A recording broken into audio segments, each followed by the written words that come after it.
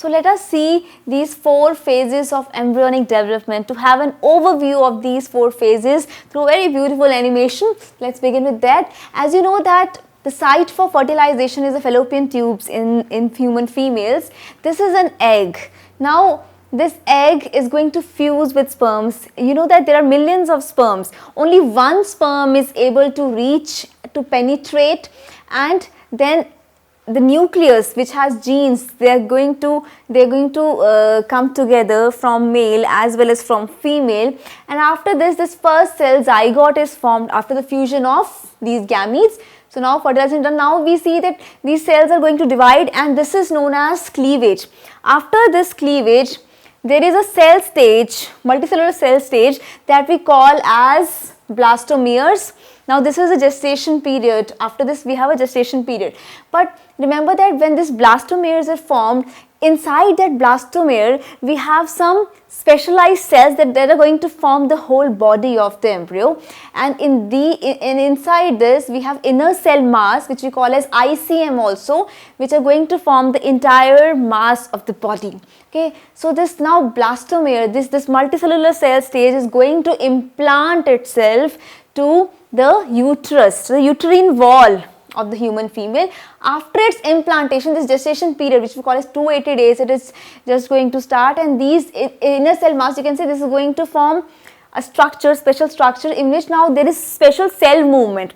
This cell movement is taking place for the formation of this gastrulation, that is formation of these 3 germ layers, ectoderm, mesoderm and endoderm. Okay, so now this is going to lead to the formation of 3 germ layers, ectoderm outer one, mesoderm middle one and endoderm inner one. So these 3 germ layers are formed, and after the formation of these 3 germ layers, you will see that there will be what?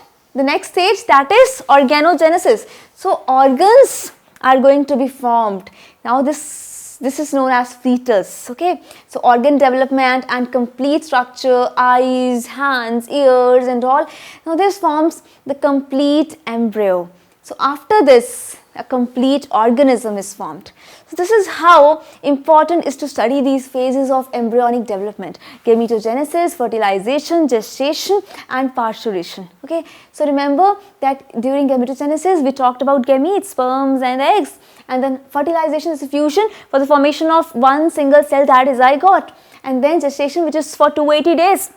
The development of an embryo, complete embryo, in which you have the subphase, that is cleavage, blastomeres and gastrulation, organogenesis, and then we have parturition, means when the organism is fully developed, that embryo is fully developed, this is going to come out of and leave the mother's womb. So that is this parturition period. Okay, so these 280 days are the days in which this development is going to take place from this single cell zygote to a complete organism, as you have seen in the animation.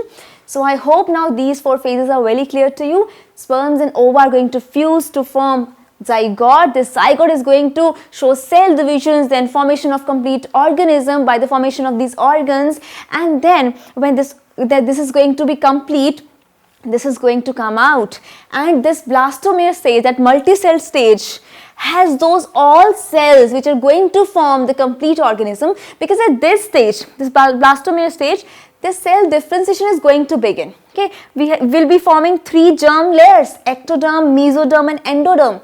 When these 3 germ layers are going to form, after this organs are going to form. Okay, this blastomere says the outer cells of the blastomere, they're going to develop tissues like placenta. Okay, placenta is a tissue which is a link between mother and the growing baby. So the outer cells of blastomere are going to what? They're going to serve for the formation of placenta, and the inner cell mass, which we have shown in the animation, those blue cells, they're going to form the whole cell mass of the body, remember. So this is how we're going to talk about the phases of embryonic development, and we'll study these in detail now.